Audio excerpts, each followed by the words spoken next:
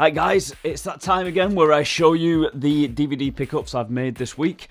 A lot of these I bought from charity shops. I've picked them up for 10p each, I've picked them up for 5 for £1, various prices like that, but they've not cost me a lot, apart from one 4K disc, which we'll get into in a minute. Actually, you know what, I think we'll start with the 4K disc that I purchased this week, which is Robin Hood, Prince of Thieves. I have this on DVD, it's identical.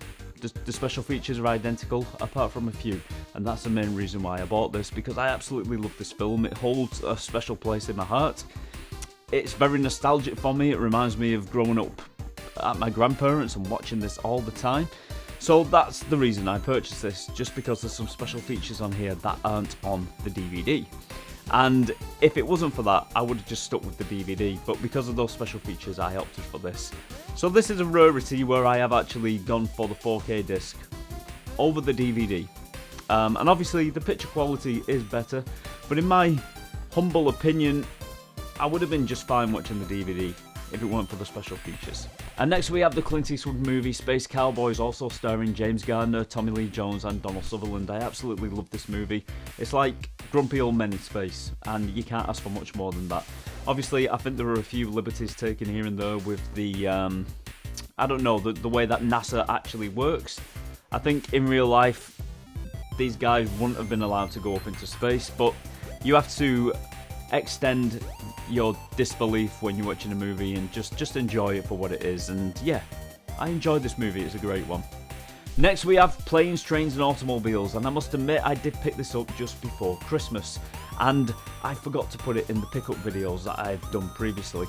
So here it is today. I watched it over Christmas for the very first time. I've never seen it before. I had a blast with it.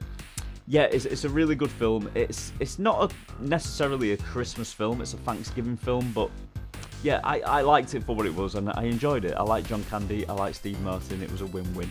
Next we have Fight Club, a film that I've never actually seen, but for some reason I know the ending, just like I know the ending to Lost, so I'll never watch that. But this one, I'm more than prepared to give it a watch. Knowing the ending, it won't really spoil anything for me. It'll be more interesting actually, just to see how characters interact with certain characters. I don't want to give too much away in case you haven't seen it either, but yeah, Fight Club.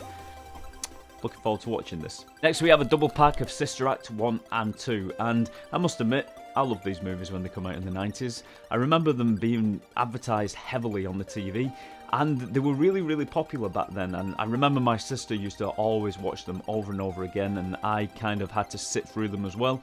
I remember at the time complaining that I didn't like them, but I think secretly I did. But yeah, Sister Act 1 and 2, quite good films from the 90s, and it's good to watch these and just reflect back to days when things were simpler. Speaking about when things were simpler, Tom Hanks in Big. What can I say about this film? Absolutely amazing. This film is an absolute classic and I never get bored of it. There are a few uncomfortable scenes in it, and if you've seen this movie you'll know exactly what I mean without me having to say anything. But yeah, I love this movie and I never get tired of it, and it's probably one of his better movies before he became this really serious award-winning actor. Next we have Shutter Island, and I've seen this once. I can barely remember anything about it about from the end, so I know the twist at the end. The main reason I bought it is because it's a film that deserves a second watch, because when you watch it a second time round, it provides a whole new meaning and it provides a whole new take on the movie, because you notice things that you didn't notice before when you know the twist at the end. So that's one of the main reasons I picked this up, and plus, it's a Scorsese film. Brilliant. Next we have The Man from U.N.C.L.E., a film I've never seen but want to. I believe it's a spy film, so it's in the same vein as James Bond, but obviously a little bit different because it's Guy Ritchie. And it's got Henry Cavill. I love Henry Cavill. I love him in anything he does. The Witcher is just pure brilliance. So I'm looking forward to seeing this because I like watching his performance. And of course Superman. I think he was a brilliant Superman. So I'm looking forward to seeing him in this. And you know, I think they've been hinting that Henry Cavill will be playing Bond, so it'll be good to see him in this role and see just what he brings to the table. I think he'll be a good James Bond. Next we have another Clint Eastwood film, $1 Million Baby. Another great film, very sad film I remember from the ending, but it is a great film, and I just love anything with Clint Eastwood, and Morgan Freeman's in it as well, so it's a win-win, you can't lose. Next we have Stallone and Rambo, and I don't like this film. Why have I bought it? Because I own the others, so I needed it in the collection to finish my collection of Rambo movies. I look at this as Home Alone with Rambo thrown in it. That's basically what it is. Rambo setting loads of traps in his home for the bad guys, just like Kevin McAllister set the traps for the wet bandits. That's basically what this film is in a nutshell. You didn't really need to title it Rambo. You could have just made a generic Stallone action movie. The fact that it's titled Rambo, in my opinion, is just... I don't know, it just is what it is. Next we have The Man in the Iron Mask, another early performance from Leonardo DiCaprio. We've got Jared Depardieu, I can't really speak French. We've got Gabriel Byrne, John Malkovich, and Jeremy Irons. What a cast. That is just an awesome cast in an awesome film, which I think has kind of been forgotten about. I think this one should be more celebrated because it is quite a good film. Next we have the gritty masterpiece Drive. This movie is fantastic. Now Ryan Gosling, I must admit, I like him in a few things. I'm not really keen on rom-coms and romantic comedies. I have seen a few of them with him in when I've had to watch them with my wife, but I do prefer him in these more grittier roles. I think he does a lot better in these kind of films, and I'm very glad to put this into my collection. Next we have Antonio Banderas in Desperado, and this was kind of like a sequel to El Mariachi, which was made on a shoestring budget by Robert Rodriguez. I can't pronounce names today. Robert Rodriguez, you know what I mean, the guy who directed this. It's a fantastic film, it's action-packed, it's got a little bit of Tarantino feel to it. I'm not quite sure if Tarantino had anything to do with the making of this, whether he gave a helping hand. I know he's actually in the movie, so he probably did, but it has got a little bit of a Tarantino feel to it, especially some of the dialogue in the movie, and that's one of the reasons I love this. It's a great film, it's got some great scenes in there, and it's got some great action scenes as well.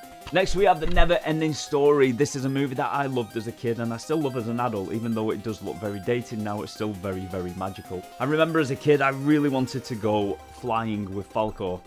Just a fantastic character, and it was just really full of charm and magic.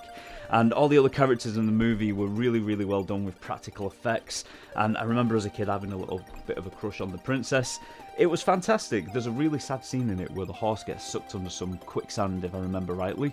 Very sad. But I think by the end of the movie, everything's fine, and you know, you can breathe again. Next, we have a movie that I know very little about, Hobo with a Shotgun. It's a movie that I know got quite good reviews. I love the artwork on the box, that's one of the main reasons I went for it. It reminds me of I don't know what you would call it, like a Grindhouse cover. And for that reason I picked it up, and I think I'll enjoy it. I am looking forward to watching it. I might actually put it on after I've made this video. So yeah, Hobo with a Shotgun, and that is the end of my collection this week. And I think I got quite a few good titles there. I'm guesstimating I probably paid about... I maybe paid about no more than a £5, not including Robin Hood Prince of Thieves on 4K, of course. The main reason I do these videos is to prove that you can pick up some really good movies at the moment on DVD for next to nothing. I don't think that will always be the case. I think as years go by, I think the price of DVDs will go up. But at the moment, they are really cheap, and it's a great way of building your collection. Obviously, my favourite movies I will buy on Blu-ray, and I will buy on 4K if I feel the need. Like with Robin Hood Prince of Thieves, I bought it on 4K because of those few extra special features, because I love the film so much. And just before I end today's video, I just want to show you that I've actually been watching Drive, which I picked up on DVD on my 55-inch 4K TV, and if you ask me, the resolution is just fine. In my opinion, collecting DVDs is absolutely fine, and the resolution isn't that bad. It's not as bad as everyone makes out. It's entirely watchable. If it was a film like, I don't know, Transformers, yeah, Blu-ray would be better. But some films, or most films, are just fine on DVD.